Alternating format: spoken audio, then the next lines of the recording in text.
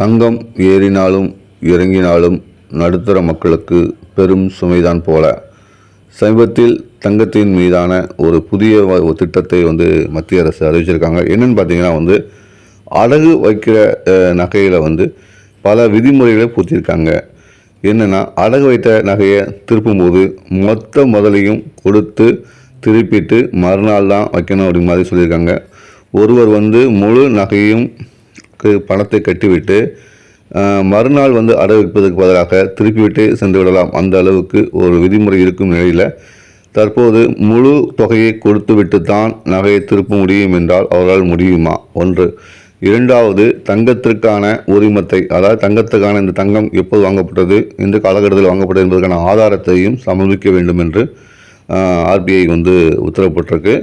அதே மாதிரி சில விதிமுறைகள், தங்கத்தின் மீதான மதிப்பில் 75% மேல் கொடுக்கக்கூடாது என்றும் கூறப்பட்டுள்ளது. இது தங்கத்தை அடமான வைக்கும் நிறுவனங்களுக்கும் தனியார் மற்றும் அரசு நிறுவனங்களுக்கு அரசு அறிவிச்சிருக்குன்னு சொல்லலாம்.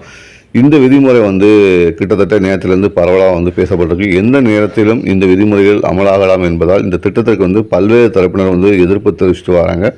தமிழக முதலமைச்சர் மு.க. ஸ்டாலின் அவர்களும் இதுக்கு எதிர்ப்பு தெரிவிச்சிருக்காரு.